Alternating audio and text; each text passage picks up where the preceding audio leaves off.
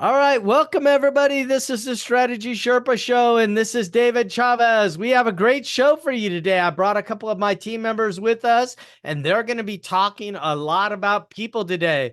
But before we get started, let's have a little bit of conversation around what's going on in Assured Strategies world. So tomorrow, actually, we have a live webinar with one of our coaches. His name is Preston Law, and he's going to be doing Mastering Efficiency, Process-Driven Tactics for Cost Savings. And Preston is a Six Sigma Black Belt certified coach, and he is an expert at processes. So it should be an outstanding webinar that gives you a lot of information on some things you need to do to save a little bit of money in your processes. Next workshop is with our LJ, who has actually joined us today for the call. So LJ will be doing a webinar about mastering time management and prioritizing to thrive in your business. And she is very good at time management. She's a very disciplined person herself, so you will enjoy that, and you'll get a little flavor of what that will be like today on the show. All right.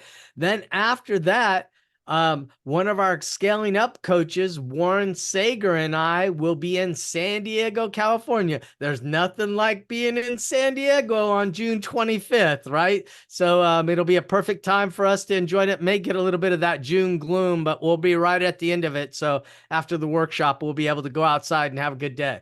But anyway, we're doing it in San Diego, so we look forward to having you there. Join us there for a scaling up workshop, and it'll be Warren and I. And we love doing these workshops together, so it'll be a fun interactive time. So ladies, welcome. Thank you. All right, so let's introduce yourselves and tell the audience a little bit about yourself. So we'll start off with you, Kane.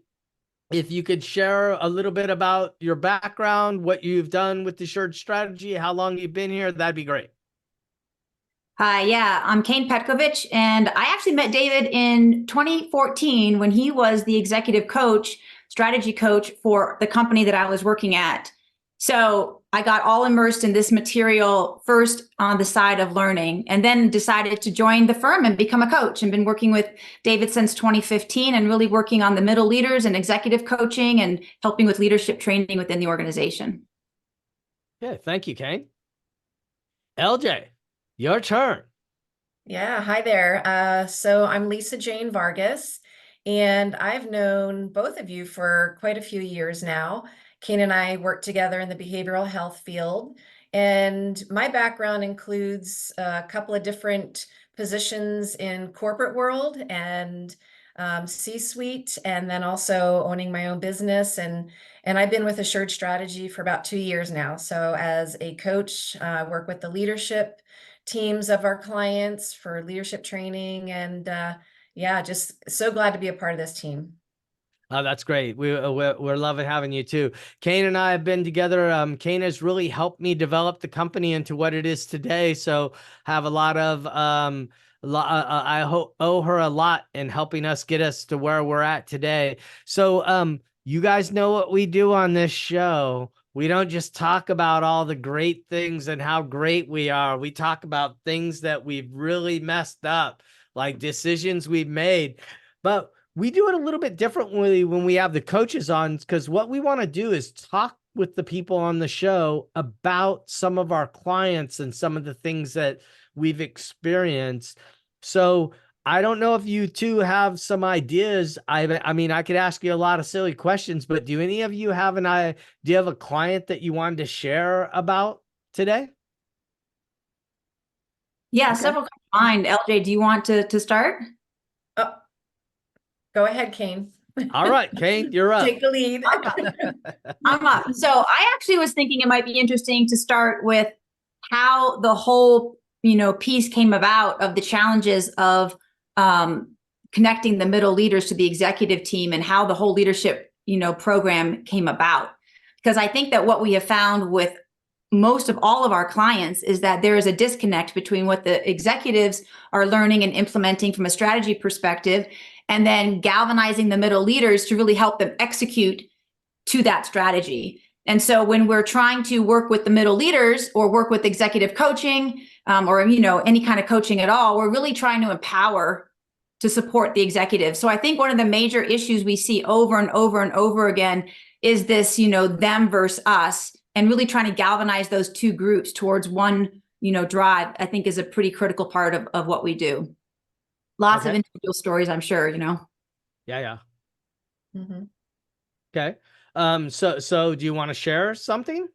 Yeah. So I think that some of the clients, when we work with them, what we've really learned through some of the challenges that they've had is that we have to be able to stage the integration of the material and stage what is prioritized first, second, and third as it relates to trying to rise up the middle leaders and empower them. Because I think that when we execute things in like too much of an attack with every angle, it can become overwhelming. So learning how to actually implement change and helping the clients implement change in a way that's going to be sustained and people will be open to it, people will internalize it and make it a part of the regular culture. I think that's something that the clients have really learned over the years as we've worked with them, is how to appropriately stage the change in their company. Okay, so explain to us what you mean by that. Well, when we start to work with the clients, you know, we've talked about how at the executive level, we're working with the strategy for a few retreats, right? So sometimes it could be half a year, sometimes 3/4 of a year. And then by the time the executives are really beginning to learn this material and they're wanting to teach that down, we have to be able to get the next group in alignment, catch them up a bit, and then begin to help with their fears of being able to implement some of the accountability tools that we teach and some of the coaching strategies that we teach them to do with their own staff. So I think that there's a staging that happens in terms of, you know, leaders have to sit with material for a bit, I think, try it out, learn it, struggle with it, and then be able to help their middle leaders when they're going through that same change process. Okay, and so you said something about change, and then LJ, feel free to jump in if you hear something. So if somebody's going through change, what you talked about fear, help me understand that. So with any kind of change, what ends up happening is people are going to typically have a fear because it's changing the patterns that they have in their life. And so when we change patterns, it's usually an uncomfortable thing that's driving that. So with the fear of change, you're either going to fight it, meaning that you're going to push against it, not embrace it. You're going to, not want to take that on, or you're going to freeze and say, okay, I'm just going to sit back and wait and see what happens. I'm not really going to do too much because this thing might be the topic of the day, or we might have a new thing being implemented later. Or then sometimes they're going to flee, deny it or move away from it and not really want to get engaged, and sometimes back out of some of the responsibilities that they might have as a leader. So I think that fear is a really important piece when we go into organizations, because as leaders, we're excited about, being able to help create the changes that the company wants to have to help them reach their goals. But we have to work with the psychology of the people who are actually going to be implementing those change processes. Okay, so we have to work with the psychology. What does that mean for like somebody who's listening? When you work with their psychology, we're not psychologists, so what do we have to do? Well, when we look at implementing change, we're talking about that at the top of the pyramid. What does the company want? What are the results that they want? And from those results, then we will trickle that down to the team, right? You have to use a team in order to execute towards the results. But then when you're looking at your team, you have to actually work with the individuals on your team. And the challenges of working with each of them are going to come up because everyone is an individual person with their own background and what they bring in, into the workplace. And so as a leader, when we're talking about being able to execute towards a strategy and make that happen, within the organization, and be able to get those goals accomplished, at the end of the day, a leader is really working one-on-one with the individual people that they have on their team. So that trickle down really ends up being about people. Interesting. LJ, do you have anything to add to this? I do. So what she's talking about, it relates to the 5 dysfunctions of a team, which is something that we love to work with, that model. And As far as challenges, I think one of the consistent challenges I hear with our clients and other companies is the lack of or difficulty in communication, and having that smooth transition from what the executive team is working on, say with our strategy meetings that they have, communicating that down, as Kane was saying, to the leaders, but also what the leaders are learning about themselves individually and then as a team, and communicating that up to the executives. It can be a challenge. And I think with all of this, the core of this is trust. And if there's absence of trust, it's going to be a challenge. So how do we open up the doors to trust? And we use some tools to do that. You know, the advanced insights is one of the tools that we use, so we can help our clients know themselves better and look at their strengths and weaknesses. And that's not always easy, right? So having those conversations, and this might be all new experience to the clients we work with, and it might be awkward sometimes, right? So that's where we come in to kind of help walk them through this process. And I think the other piece and the other challenge of this is, okay, fine, I'll get into learning these things, but the idea of that this might change overnight is a misperception. So it takes time, right? Maybe sometimes up to a year to make some cultural shifts and communication Well, shifts. hold on. What are you talking about? I'm a high D. I want change like yesterday. Exactly. And a lot of business owners and CEOs do, right? So Yep. that can be a challenge in itself. Yeah. Yeah, no, we're challenged by this often. We go into places and they have a leader like myself who wants everything to happen like yesterday, and they really have to struggle through and to understand that change is not something that happens in 5.5 seconds, right? It takes a little bit of time to get the change in place because people have to go through the stages of change. So I love how we're talking about this. So one of the great parts about this being a live show is we have to take a break. So we have to take a break right now, and we'll be back after these messages. But this is a Strategy Sherpa show, and I have two great coaches on with me. Keyne Petkovic and Lisa Jane Vargas are on here, and we will be back after these messages. Thank you. All right, welcome back. It's a Strategy Sherpa show, and we're back on here with Keyne Petkovic and Lisa Jane Vargas from the Assured Strategy team. And I think I made a mistake the last time when I was talking, because I missed that I was on our website and I was on the calendar in May, and we're talking about April right now. So I was a month ahead. So I just wanted a month to just breeze by and not even know about it. So we have on May 8th, we have a scaling up workshop in Portland, Oregon, and that's going to be Ted Servata. And I am most likely going to be there, but one of our other coaches is going to be there also, Michelle, and she'll be helping us with this workshop also. So we'll look forward. There'll be 3 of us there, and that's going to be a nice workshop. We're limiting that to 15 people, maybe 20. But it just depends on how large the company groups are, but we're limiting that quite a bit. So if you want a ticket, you probably need to get it soon.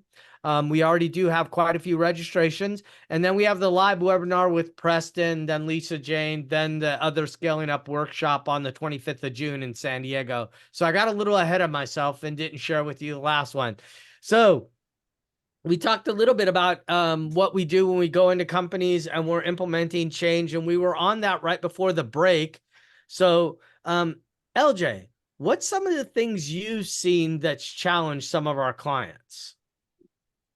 So there is one client that we worked with that when we first started with them, they were really, really nice with each other, So in the retreat, we come in and everybody, it's what you might see and consider normal, right? In a typical kind of company setting. So quiet, everybody's really nice to each other around the table. So with the tools that we started implementing with them, it started challenging people to maybe start taking a look at how they're maybe challenging each other and being a little more open to ask questions, shining a little light on a blind spot that their teammate might be exposing at that moment, but do it with respect, right? Right. So over time, and it really took a good year for them to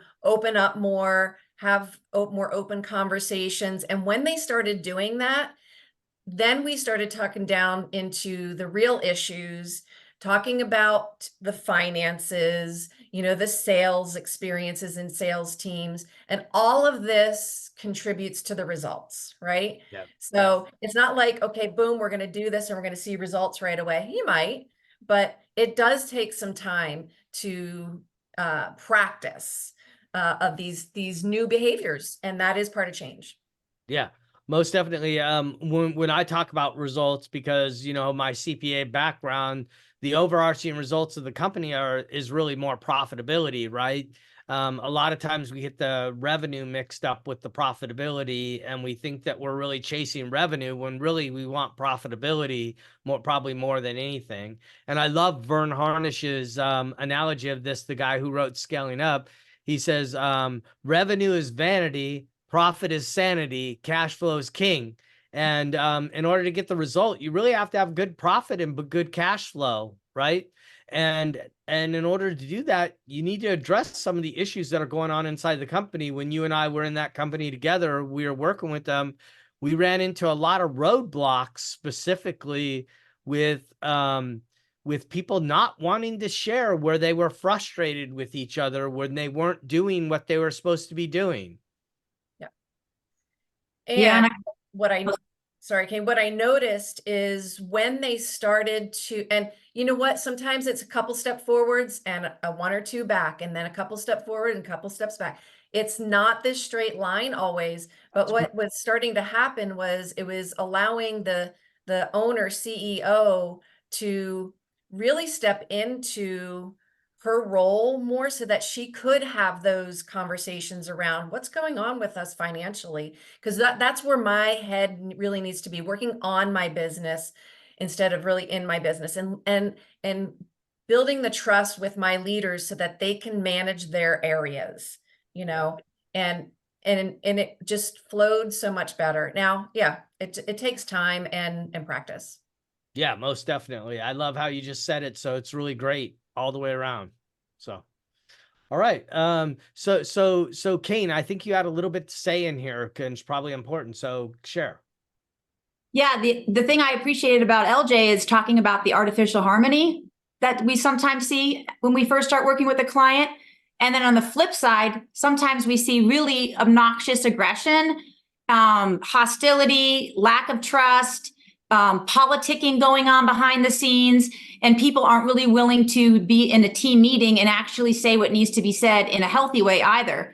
So this whole piece about trust that you brought up, LJ, I think is a really important area, because if we don't have trust on an executive team, then they're not able to really talk about things and have the best discussions to make the best decisions. So everyone is, hiding behind politicking, either in that artificial harmony area or in that toxic sort of, drama area within the team dynamics, and getting everybody to sort of change their paradigm and change the stories in their head about things and get a different expectation of what it means to really be a leader in the organization and step up to owning their truth in a respectful way on both ends of that continuum. I think that's one of the challenges that we work at when we're doing our retreats.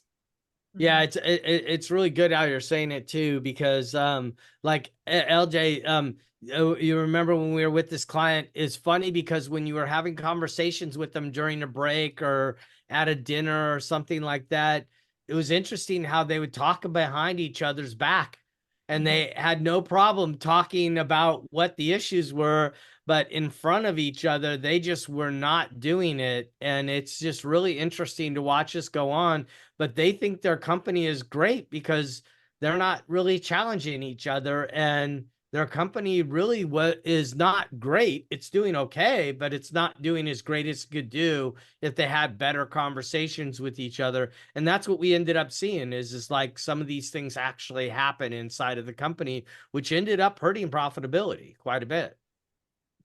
Right. And I know we're talking a lot about the people aspect of scaling up, and this is one of the components of what a company really should be focusing on, because we need the people to execute, we need the people to have the trust and build the trust and have the healthy confrontations so that they can commit, so that they can hold each other accountable, so that we can get results, so that we can better our cash situation, and then of course the strategy works way better when we're all working better together. So yeah, most definitely, most definitely. And I like that you brought up the 5 dysfunctions, because that's really important to us in the business.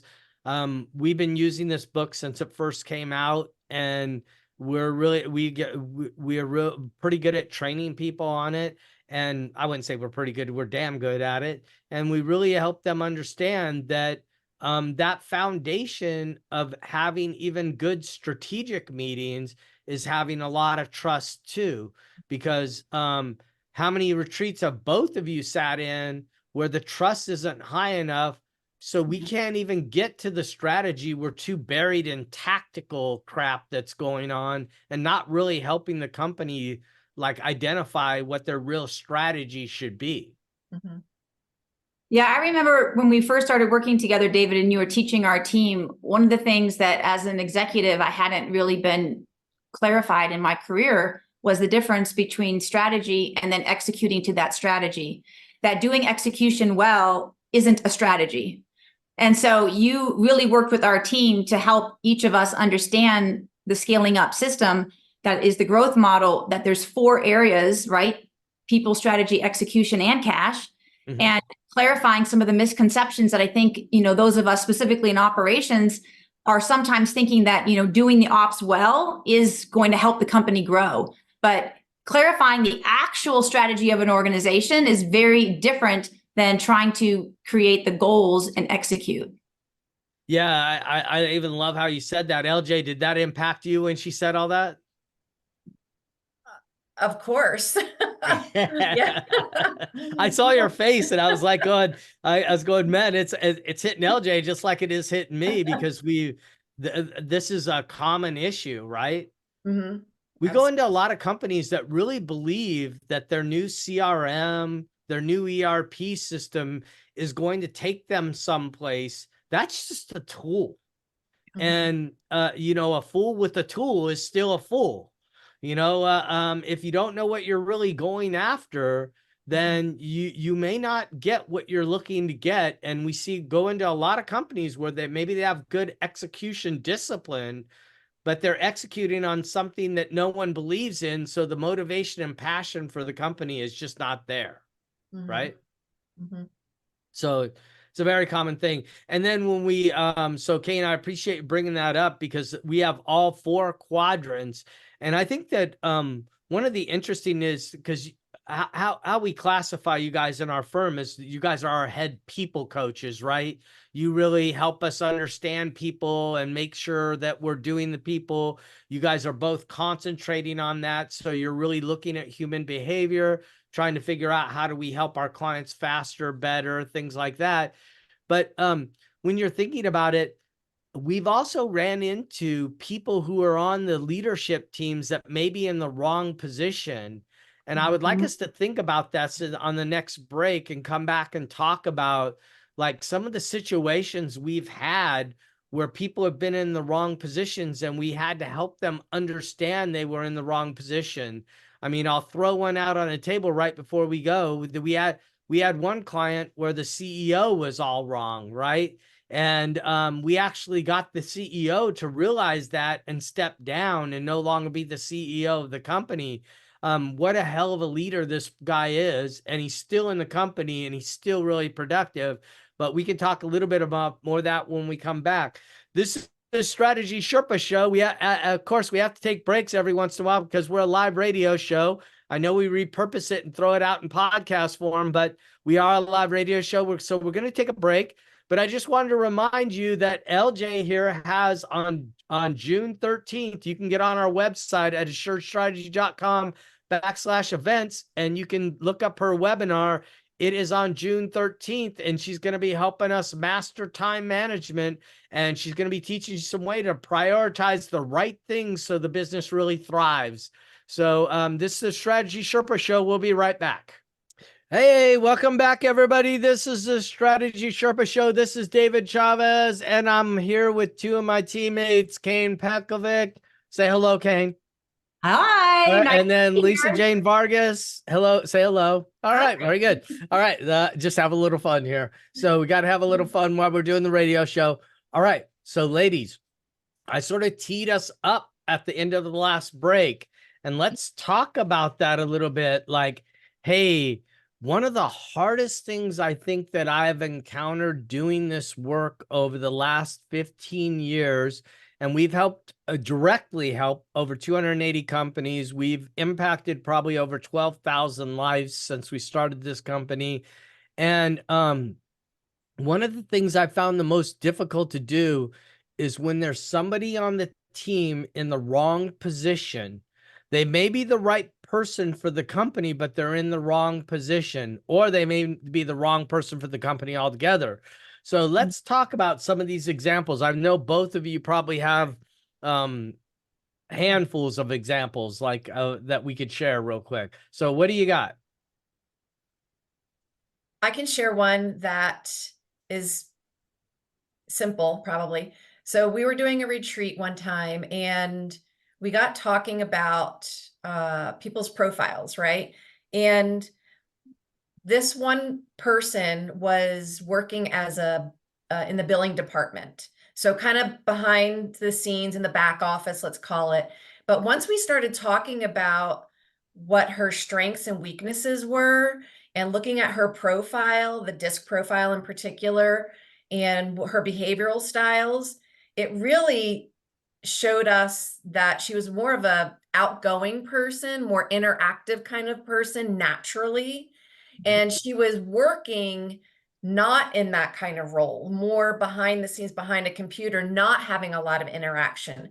So we just thought, well, we asked her, would you be interested more in a kind of an out-facing position, like a marketing or sales position? And it turned out she was. But she was doing really, really well in the job that she was doing. It just wasn't like her natural style or what she had joy doing. Right.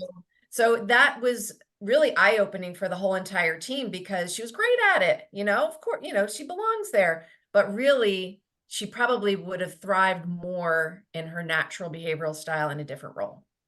Okay. And so what you're crossing over from is somebody who's doing a job and they're an A player. They're going to do the job. They're going to do it very well. Right. And they're doing a good job where they're at right now, but in their natural personality style, it's not good for them to sit there too long, because they may be good right now, but in 2 or 3 years, they may actually be disruptive in that role. Right.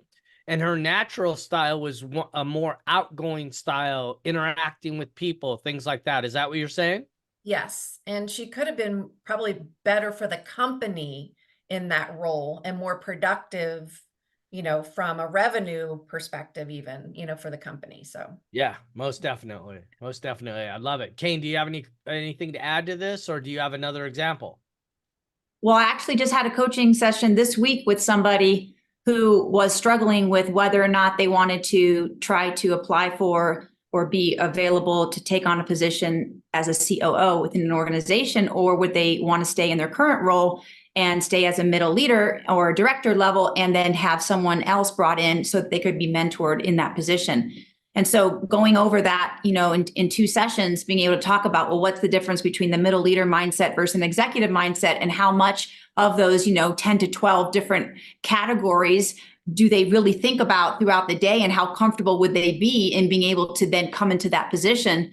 They made the decision that they really wanted to stay in their current role and get mentored, and then be able to bring in somebody over them, which originally they thought that they were going to be that person. So we can have it on the opposite way too, right? Where instead of having to necessarily move somebody out of a role, people can get clarity based upon where they're at, that they actually need to stay and get mentored and coached for that next role. So it can definitely go both ways.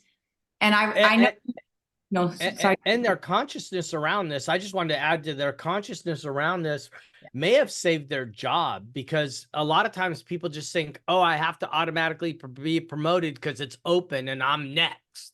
They think I'm next. Well, what we should be really doing is look at the competency level of that person. Just because they're not competent now doesn't mean they won't be competent in the future. And if they become a great student, that person will probably make a great leader when that position comes back over and they take it over and move up the ladder of the company.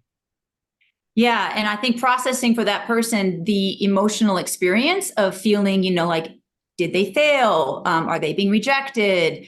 Are they not good enough? Right? Like, so all that head trash, getting back to when I mentioned earlier, the psychology of folks. So it's like people bring their stuff to the company. We're not one person at home and then one person in the workplace. We are, as a human being, who we are. And so sometimes those business dynamics or decisions or issues have some baggage that are impacting how that person is experiencing it. So getting clarity on the baggage part can help them then, be able to move forward in a more, I think, helpful way than just in a reactive way based upon what they have had in the past in terms of their unconscious stuff. Yeah. So the listeners out there, you could see what the power of this team is. Like, we have people that are just sitting back thinking about the people side of the business and trying to help people get unstuck from some of their own issues that stop them from getting what they want. And I love how Kane and LJ are talking about this, because we run into this almost in every single executive or leadership team that we're working with. There's somebody on the team blocking the results of the overall team. And it may be 2 or 3 people sometimes too, but there's always usually at least one. And a lot of times what it has to do with, we talked about this on a future show a few shows ago, where DJ Allen came in and talked about envy and what it does to people, right? So Kane actually helped this person realize that their competency level wasn't as strong as it needed to be to effectively do this job. It was better for them to stay where they're at, but they still had a sense of loss, and they still had to go through that grieving process. It's maybe a little bit different in a company than it is individually, like if somebody passes away on you or something.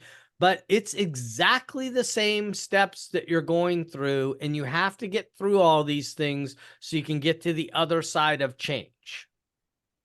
Yeah, absolutely. She even mentioned that she had to go through the grieving process. So that's 100% accurate for her. The other dynamic that I think is really interesting that sometimes happens is on an executive team, people have been working together for a long time, or maybe it's a founder owner, and the company has grown past the skill set of the team, but because of those longstanding relationships, the leader has a really hard time switching up people's roles and moving them into the best place for where the company is at in its current size. And those conversations can also be extremely challenging because they're bringing the people side into that. And so I think oftentimes when we go into executive team meetings and retreats, some of the very first things that we're looking at is, are really people in the right seats? And if they're not, why? And then how can we help the company get better results by helping move people and support the leaders in making those decisions in a really more productive way? Oh, I love how you just said that. That was just incredible. And it's so challenging. Some of these things are so challenging from our side. And you know what the real frustrating part is out there for me is that as the leader of this company is, sometimes when we're going into a company, one of the things that hurts us the most is the coach that was there before that doesn't really understand this that well. and they're trying to get the company to do something that's their opinion. Our job as coaches isn't to give them our opinions. Our job is to help them see what they can't see on their own, right? And because they already have great ideas, they're already competent people. We don't need to come in there, and we're not there to make them more competent. We're there to get them to work more cohesively, to move faster, to make decisions faster. And we're giving them a structure and a way, an approach to do that. And dealing with some of these problems when you build that level of trust LJ was talking about earlier really amplifies this, right? Yeah, because I think that sometimes when you're giving people really hard conversations, then they're going to get defensive. And if they get stuck in defensiveness, then they're going to start to feel like they're a victim. And then if they get stuck in feeling like a victim, then they're going to start to have shame statements. So something can really spiral down into a pretty dark place for individuals if we're not giving the tools of how to have the conversations to keep them from getting stuck, so that we can be able to actually bring them up into a different way of looking at something and not have the head trash that they normally would have if they didn't have the tools that we're teaching in some of this empowerment work. So I think that all of this is really important, because from my perspective, the drama going on in a company, the politicking in a company, is keeping the company from being able to really focus on results. And so if you can help minimize that, then you can be able to get better results and increase the company's overall success. So it's really important work. Mm-hmm. Yeah, no, Joey, I just want to bring it back to the very first example you gave us at the beginning of the show, when everybody's sitting around the table being so nice to each other. We're not dealing with those issues, and the results are really lacking, because a lot of times people think it's mean-spirited, and mean-spirited is not the only thing we see. We see way too much niceness going on sometimes too. And there's a balance between the two. It's not talking to each other disrespectfully. It's holding each other accountable in a respectful way. And it's not easy to do, but it's also not just sitting back and not saying anything.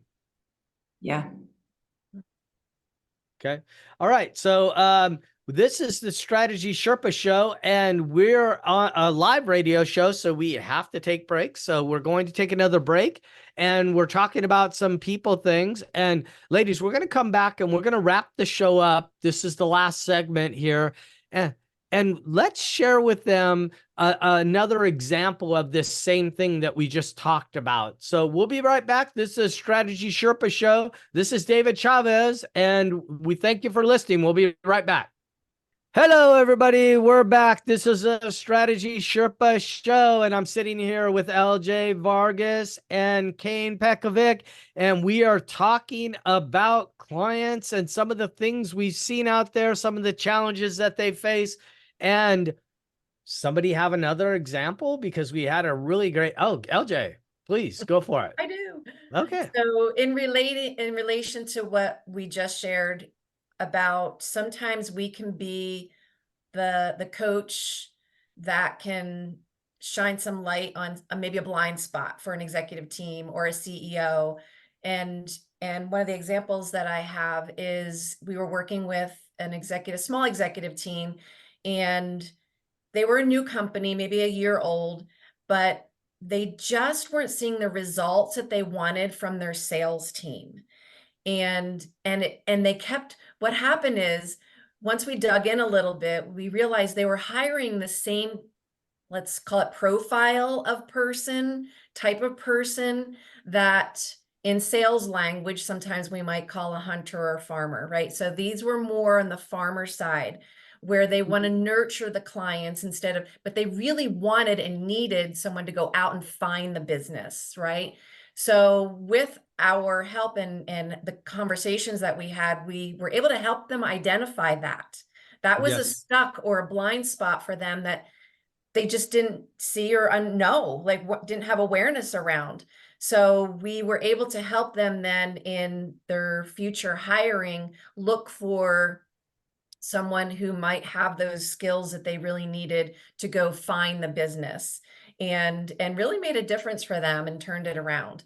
And I know more than one client has had that kind of conundrum with the sales, hiring. Yeah. Yeah, I would tell you that it probably happens in all the positions. We don't know what we really want, and then we take what we end up getting in those positions, then get frustrated that we're not getting the results we want, Mhm. right? And so we really concentrate on helping people understand what they really want. And once you discovered that, then you help them do that. That's great. Kane, did you add some to add there? Because I could see you had something to say there. So Oh, there's so many ways of taking that conversation. Right? yeah. Yeah, so I think that just quickly on the profiling bit, when we're trying to work with a client, oftentimes we're hiring for a title. So let's just use an example of the administrative assistant, or we had the sales title. Mm. Depending upon the company, the role, the behaviors we need, the different types of relationships that person's going to have, or the different types of tasks they're going to be responsible for, what voice they're going to need for accountability, what decision-making authority they're going to have. So regardless of what's going on in that particular role, it's not an automatic profile. So if I'm at a younger, company, and I might need someone as an executive assistant who's going to be more of an event type of person, or a project manager, or even have the mindset of a middle leader, right? It's not about the title, it's about what is needed for that position. And so to LJ's point, Lisa Jane's point, we do those benchmarking conversations a lot to make sure companies get what they want and don't waste their money on hiring people that fundamentally are not the right type of behavior pattern naturally, that it's going to be easy for them to do those types of tasks. Yeah. And I love how you said that, because it's a little more complicated than people think it is. And oftentimes we don't think about what we really want. We have salespeople in some of our clients that are very detail oriented people. You would probably look at them and meet them on the street and go, that person couldn't sell anything. And they're masterful at selling really complicated machinery, or very complicated research or studies and things like that. So different types of people make better salespeople in certain type of companies. And it's not always the aggressive, loud person that makes the best salesperson, right? So very important. I love that you brought that up. So we've been challenged a couple of times on clients. So Kane, I know we've worked together on a lot of clients over the years. And there's been clients where we've ran into CEOs that just, we can't even help them, right? Do you have anything that flashes to mind when I say that? Yeah, it's very hard, I think, for the executive teams that are trying to work on being more honest and being more assertive in sharing what they really think. And we're trying to build trust on the team, and we're trying to help them with these types of things and really make better decisions and have better conversations. And when the senior leader doesn't embrace really allowing the executive team to do that because of their defensiveness, or they're so stuck in their mindset that they really don't want help. Let's just call it ego, right? Sure, we can call it ego. That's always present, right? But there's good ego too. But yes, they're so caught up in the lack of the ability to change. They say they want it, but they're really not willing to do the work. The executive team has a really hard time being able to work with that individual. And oftentimes we see them make decisions that this isn't the organization that they thought they wanted to be at, because on the surface, the leader says they want to be able to be a real team, but in reality, they're not willing to do the work. So yeah, it can go a variety of different ways. Yeah, we haven't had that lot, because people don't hire us that aren't those type of people, because mostly really successful leaders hire us because they want to get to a different level of success. But we do run into this problem every once in a while, because they think they want something, but they don't want to do the work to get it. And I don't know, I've never had anything in my life come to me where it's easy. I've always had to do the hard work to get what I really want. And I think that when they start to realize that, then they may find out that this growing a company may not be for them. Even we've had that happen too, right? Where leaders decide that they wanted to scale, and they decided, hey, I don't really want to scale. And that's not bad clarity, right? Actually, that's really good. I worked with a CEO for 2 years that ended up happening with. And I loved her clarity. She just decided that, hey, I don't want to grow my company. I want to be a smaller company. I want to deliver with excellence what we have. I want to deliver it my way. She said, I want to do it. I want to control it. And I want to be a control freak, and I don't want to grow it. And that's what she ended up doing. And more power to her, because at least she's happy, right? Yeah. She's getting what she really wants instead of chasing something somebody told her she had to chase. So, yeah, it's That's great. a good example where you can't expect to assume that a growth model actually is going to, that person wants to completely grow the organization. The growth model can be implemented to create the most amazing company that they can create and keep it to the size that they want to keep it at. So it's not just for CEOs that want, to exponentially grow their organization. The tools, the techniques, the ability to actually implement true strategy and make true strategic decisions, all of that is a part of the scaling up system and some of the additional tools that we brought to the table. Yep. Well, ladies, this is the bad part of the show. This is where we have to say goodbye. We're getting close to wrapping it up. But before we go, I just wanted to remind everybody on May the 8th, we have a scaling up workshop, and that's in Portland. Ted Servata and I will be doing it together, and we're going to have another member of our team join us. We'll be there, and we have quite a few signups already. We're limiting these workshops. We found that we have better workshops when they're smaller. So we're really limiting it because we really like these workshops to be workshops where we're actually working with the company to go through some of these things that we're talking about today, and we talk about in other shows. Preston, I've already talked about his process webinar on the 23rd. It's Mastering Efficiency, Process-Driven Tactics for Cost Savings. And then LJ, you're doing one on the 13th. Do you want to give us a little snippet, just really quick, what we can get out of it? Time is of the essence. Quick. Time is of the essence. All right, there we go. That's her words of wisdoms as we close. And then on the last one, on May the 25th, we'll be in beautiful San Diego. So we will be there in May, not June. Anyway, thank you for joining us today. This is Strategy Sherpa Show. This is David Chavez. Thank you for coming.